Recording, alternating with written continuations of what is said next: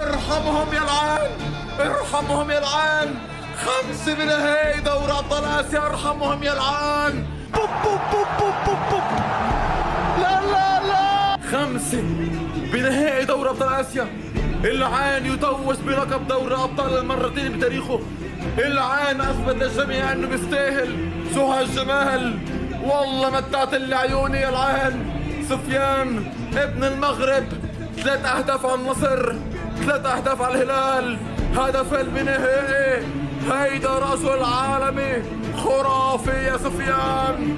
هد الكرة الذهبية وروح روح روح روح يا سفيان يا ابن المغرب، من عندك روح. ألف مبروك لنادي العين الإماراتي على لقب دوري الأبطال. أما أنت يا ماني شين شان شون تعال الصعب عليك. يا عيال ما حجامل، صدقوني والله لي فترة طويلة ما استمتع وما انظف عيوني كورة. رحيمي نظف عيوني كورة يا رجل، والله مو طبيعي ما شاء الله عليك. شوفوا كيف استلم الباص، استلم الكورة اتوغل في العمق، لعب باص مجنون على كتفه في الباص، لا فتح لنفسه، سهل للاعب انه يديه اسيست وسجل. مو طبيعي. لكن شوفوا الطرد، ما حنتكلم عن البلنتي اللي سببه، الطرد اللي سببه يا رجل. استلم الكورة في بداية الهجمة، استلم الكورة ولعب باص، اللاعب اتأخر مدى اسيست، دخل في الاوفسايد، رجع ووقف على الخط وفتح نفسه وخرج من الاوفسايد وراح انطلق. يا رجل والله مو طبيعي، والله لعيب، والله حريف، افضل لاعب في اسيا. ويجيك واحد راسه دائري يجي يقول لك هذا ما ينفع يجي الدوري السعودي في الأندية الكبيرة، هذا يجي في الأندية المتوسطة، لاعب حق مساحات. يا رجل هذا مكانه في أوروبا ما شاء الله تبارك الله. هذا يروح يلعب في الدوري الإنجليزي، يروح يلعب في الدوري الأسباني، يروح يلعب في الدوري الإيطالي، يروح يلعب في الدوري الفرنسي، بكل الأندية حينجح. تيجي تقول لي أندية متوسطة؟ يا رجل عيب عليك، لاعب ممتاز، أفضل أداء فردي شفته في تاريخ آسيا ما شاء الله تبارك الله. شكرا لك يا رحيمي، متعتني، وشوط ثاني إن شاء الله أمتع. فارقكم البطولة. سفيان رحيمي لاعب خارق، مبارك لنادي العين الإماراتي وجمهور العين الإماراتي تحقيقهم اليوم دوري أبطال آسيا، فوزهم عن نادي يوكوهاما الياباني 5-1. لكن يا أخي تشوف اللاعب سفيان رحيمي ما مر مرور الكرام من قارة آسيا، بل حط بصمته قارة آسيا بكل جدارة. لاعب موهوب ما يختلف عليه اثنين. تخيل اليوم في مباراة نهائية جاب الهدف الأول بسبب بركة الجزاء، وجاب الهدف الثالث، وصنع الهدف الرابع. سفيان رحيمي حاليا إذا ودك تعد أفضل 5 لاعبين عرب تحط سفيان رحيمي إجباري يعني قاعد يسويه. سفيان رحيمي حاليا مطلوب من الأندية العربية الآسيوية في السعودية والأندية العالمية بعد أثبت حاله في القارة الآسيوية. حاليا سفيان رحيمي إذا ما كان لاعب مطلب أول في المنتخب المغربي وأساسي، حرام للأمانة، لأنه ما في أفضل منه المهاجم حاليا بالمنتخب المغربي، لا نصير ولا غير نصير. حاليا سفيان رحيمي رقم 1 لازم يكون مهاجم في المنتخب المغربي. مبارك للمرة الثانية لجمهور النادي العين الإماراتي، وتستحق البطولة عن كل جدار. أول شيء أبو عسكر ملكنا سيدنا محمد السادس على دعمه لكل الرياضيين في المغرب. أبغى أهدي لي اللقب، يستاهل، لأنه واحد من أبناء الوطن المغربي. أبغى أهدي لي اللقب لأنه يستاهل، الحمد لله، وأبدي لأبويا وعائلتي يستاهلون. لحظة تتويج العين الإماراتي بدوري أبطال آسيا كبطل للنسخة الاستثنائية اللي مقدمها فريق العين الإماراتي بإقصاء كل الكبار وهيمنته على آسيا. غير إن العين هو بطل دوري أبطال آسيا، كمان سفيان رحيمي هو هداف دوري الأبطال وأفضل لاعب في البطولة في موسم استثنائي وإعجازي للاعب المغربي سفيان رحيمي اللي ساهم مع العين الإماراتي في دوري أبطال آسيا في هذه النسخة ب 16 هدف، سجل 13 هدف وعنده 3 أسيستات. ده غير إنه النهارده بس سجل هدفين وعامل أسيست وتسبب في ركلة جزاء وطرد الحارس مرمى الفريق الياباني. غير إن سفيان رحيمي أصبح أكتر لاعب سجل في تاريخ دوري أبطال آسيا في نسخة واحدة برصيد 13 هدف. من دور الذهاب في ربع النهائي أمام النصر، سفيان رحيمي لم يغب عن التسجيل في كل مباريات العين في دوري أبطال آسيا. ما شاء الله هو نجم البطولة الأول للعين. ألف مبروك للعين وجماهيره، بطولة مستحقة بكل المقاييس.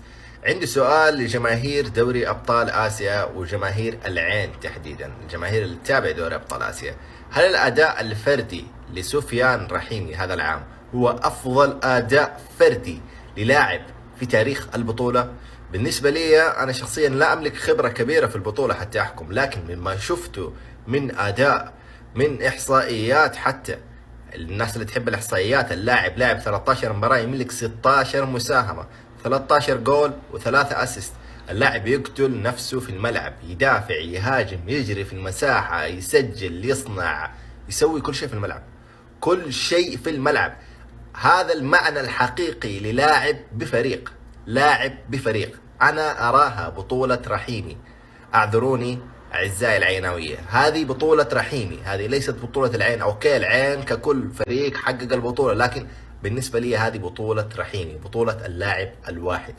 شكرا سفيان رحيمي، وشكرا العين على هذا الأداء العظيم، وهنيئا لكم سفيان رحيمي، وهنيئا لكم ببطولة آسيا. نادي كبير ولاعب كبير. من ترابك، من مائك، من جبالك، من هوائك، من أريافك، من مدنك، من كل شجر وحجر يسكن أرضك يا مغرب، تشربنا السمو والسؤدد. ألا تنشدون كل صباح إخوتي هيا للعلا سعيا؟ ألم تغنوا في ليالي الأنس عمرك سفت الإسباع خايف كيف خلاع؟ هيا بنا، هيا بنا أيها السبع الأطلسي الشرس إلى حلم يرونه بعيدا ونراه قريبا. أراه وأنا أقف على جبال الأطلس. رسميا العين بطل لدوري أبطال آسيا ويفوز في الخمسة بالنهائي يا أخوان، ويسوي ريمونتادا للتاريخ. العين يرجع زي نادي الاتحاد بريمونتادا تاريخية يا أخوان، ويفوز فيها بدوري أبطال آسيا. العين باختصار اليوم رحيمي يا أخوان. رحيمي إيش تسوي يا رحيمي؟ أقسم بالله لاعب مهاري، سريع، يمين، يسار، راس، كل حاجة يا أخوان، ما شاء الله تبارك الله، اللاعب المتكامل. شوف هدف رحيمي كيف، نفسي أوريكم إياه، لكن شاتها من مكان أعمى، من مكان صعب، من زاوية صعبة وجابها. تعادل مع النصر 4-4 وخرج النصر بلنتيات، خرج أقوى نسخة للهلال بالخمسة، واليوم فاز كمجموع المباراتين يا أخوان بالستة. موسم تاريخي للعين يا أخوان، وألف ألف مبروك للزعيم العيناوي. اللاعب المغربي سفيان رحيمي كيفوز بجوج ديال الجوائز من بعد ما قاد فريقه العين الإماراتي للفوز بدوري أبطال آسيا. وتمكن سفيان الرحيمي من تسجيل جوج ديال الأهداف في هذه المباراة. الهدف الأول سجله الرحيمي في الدقيقة 8 على طريقة اللاعبين الكبار بعد تبادل ممتاز للكرة مع زميله في الفريق. ورجع النجم المغربي وسجل الهدف الثاني الشخصي في الدقيقة 67 بعد ما تلاعب بلاعبي الفريق الياباني، وفاز اللاعب المغربي بجائزة هداف البطولة ب 13 هدف، وكذلك جائزة أفضل لاعب في دوري أبطال آسيا بجدارة واستحقاق. مبروك على سفيان الرحيمي هذا الإنجاز، وعلى الشعب المغربي والإماراتي الشقيق، وتحياتي للجميع.